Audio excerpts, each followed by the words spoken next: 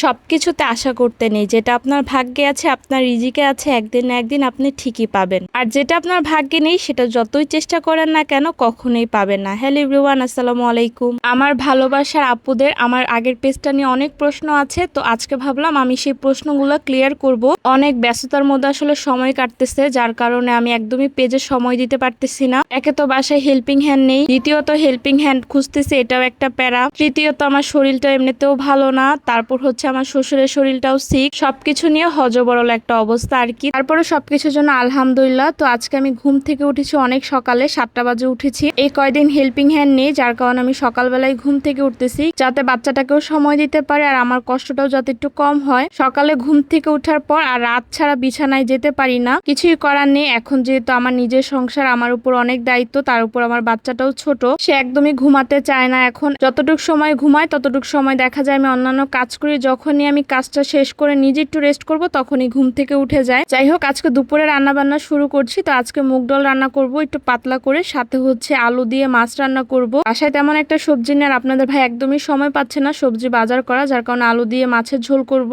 এখন বলি, অনেকে জিজ্ঞাসা করতেছে আমার আগের পেজটা কি ঠিক হয়ে গেছে নাকি। আসলে এখন আগের পেজটা ঠিক হয়নি, রিভিউতে আছে, অনেকটা সময় লাগবে। ওই টাইমের পরে যদি ঠিক না হয় তাহলে হয়তো বা অটোমেটিকলি 1 বছর বা 2 বছর পর পেজ এমনিতেই ঠিক হয়ে যাবে। যদি ঠিক হয়ে যায় আমি সেটা অবশ্যই আপনাদের সাথে শেয়ার করব। তো রান্না করার সময় একটা ঝড়ের মতো ভাব, এই কয়দিন তো অনেক গরম ছিল, ভালোই ঠান্ডা বাতাস বইতেছে। তখন সবাই যেহেতু ঘুমাচ্ছে তো তাড়াতাড়ি আমি রুমের জানলাগুলো আটকিয়ে দিয়েছি, না হলে তো পুরো বালি এসে রুমে ভরে যাবে, ধুলাবালিতে একদম ফার্নিচার গুলো নষ্ট হয়ে যাবে। ওই তো আমার ভাগ্য আর রিজিকের উপর ছেড়ে দিয়েছি। তারপর নতুন পেজে যেসব আপুরা আমাকে ভালোবাসা দিচ্ছেন বা আমি যতটুকু পেয়েছি তার জন্য অসংখ্য ধন্যবাদ। তারপরও প্রথম জিনিসের প্রতি মায়া একটু বেশি থাকে, যার কারণে ওই পেজটাতে আমি ভিডিও বা ছবি আপলোড করি। তো কালকে একটা বড় ভিডিও দিয়েছিলাম দেখার জন্য যে কিরকম ভিউ হয়। পেজে যেহেতু প্রবলেম, যার কারণে তো সবার কাছে সাজেস্টেড হচ্ছে না, তো যার কারণে ভিউ একটু কম হয়েছে। তারপরও যাই হোক, বেলে মাছ আলু দিয়ে রান্না করছি। বেলে মাছটা আমি আগে ভেজে নিয়েছি। এভাবে বেলে মাছ কিন্তু আলু দিয়ে ঝোল রান্না করলে খেতে কিন্তু ভালোই লাগে। পরের দিন কি রান্না করব সেটা তো আমার রাতেই সিলেক্ট করা থাকে, যার কারণে আজকের খিচুড়ি রান্না করতে পারলাম না। কিন্তু পরে দেখেছি বাইরে ভালোই রোদ উঠেছে, এদিকে আমার ডালটাও হয়ে গেছে। নামানোর আগ দিয়ে ভাজা জিরা গুঁড়া দিয়ে দিলাম।